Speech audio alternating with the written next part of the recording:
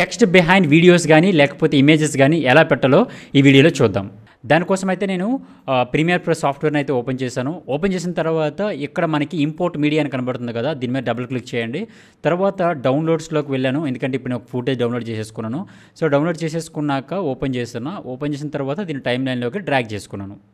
Drag చేసేసుకున్నాక మనం ఏదైతే text పెడుతున్నామో ఇక్కడ చూడండి, ఈ టెక్స్ట్ ఏదైతే పెడుతున్నామో అక్కడ టెక్స్ట్ అనేది టైప్ చేయండి అనమాట. ఇక్కడ గరుడ అని టైప్ చేస్తున్నా, లేకపోతే లండన్ అని టైప్ చేస్తున్నా. ఓకే, సో క్యాపిటల్ లెటర్స్ కోసం అనేది ఇక్కడ నీకు క్యాపిటల్ లెటర్స్ ఇక్కడ కనబడుతుంది కదా. సో ఎఫెక్ట్ కంట్రోల్లోకి వెళ్ళి చూడండి, విండోస్కి వెళ్ళి ఎఫెక్ట్ కంట్రోల్కి వెళ్తే చాలు మనకి ఈ ఆప్షన్ వస్తుంది. లేదా ఎసెన్షియల్ గ్రాఫిక్స్కి వెళ్ళినా చాలు మనకి ఇలాంటి ఆప్షన్ అయితే మనకి వస్తుంది అనమాట. ఇక్కడ మై రీడ్ అని ఉంది కదా, నేను లెమన్ ఫాంట్ పెట్టుకుంటున్నాను, లెమన్ బోల్డ్.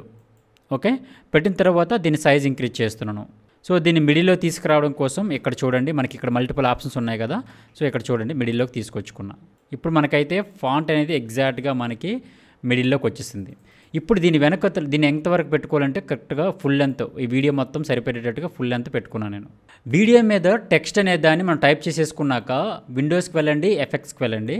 ఎఫెక్ట్స్ వెళ్ళిన తర్వాత ట్రాక్ మ్యాట్ కీ అని ఉంటుందన్నమాట, ట్రాక్ మ్యాట్ కీ. ఓకే, ఈ ట్రాక్ మ్యాట్ కీని వీడియో మీద అప్లై చేయండి. అప్లై చేసేసిన తర్వాత మనకి ఇక్కడ నన్ను ఉంది కదా, ఇక్కడ 2 అని పెట్టుకోండి అంతే. ఎందుకంటే ఈ టెక్స్ట్ అనేది మనకి V2లో ఉంది కదా, 2 అని పెట్టేసుకోండి. ఇప్పుడు చూడండి, మనకి వీడియో బిహైండ్ టెక్స్ట్ అయితే వచ్చేసింది. వీడియో బిహైండ్ టెక్స్ట్ వచ్చిన తర్వాత ఇప్పుడు దీనికి కొంచెం యానిమేషన్ కూడా అప్లై చేద్దాం, ఇంకొంచెం చూడడానికి బాగుంటుంది. సో మనకి ఈ లైన్ ఉంది కదా, ఈ లైన్ని మనం స్టార్టింగ్ పాయింట్ తెచ్చుకోండి. ఇక్కడ స్టార్టింగ్ పాయింట్ తెచ్చేసుకున్నాక ఇప్పుడు స్కేల్ అని చూసారా, ఈ స్కేల్ని కీ ఫ్రేమ్స్ అప్లై చేసుకుంటాము. అప్లై చేసేసుకున్నాక మనకి ఇలా రావాలి. సో ఇలా ఉన్నదాన్ని ఇలా పైకి రావాలన్నమాట. ఓకే, ఇలా వచ్చేసి వీడియోకి వచ్చేసేయాలి. అప్పుడు మనం ఏం చేయాలంటే స్టార్టింగ్ పాయింట్ అనేది ఇక్కడ పెట్టుకున్నాం కదా, ఇప్పుడు 100 పాయింట్ స్టార్టింగ్ పాయింట్ పెట్టుకుంటున్నాను. ఓకే, 100ని స్టార్టింగ్ పాయింట్ పెట్టుకున్నా. తర్వాత ఎండింగ్ పాయింట్ అనే దాన్ని యావరేజ్గా ఇంకా కొంచెం పెడుతున్నా, ఎండింగ్ పాయింట్ కనబడకుండా ఇంతవరకు పెట్టేసుకున్నాను. ఇప్పుడు చూడండి వీడియో.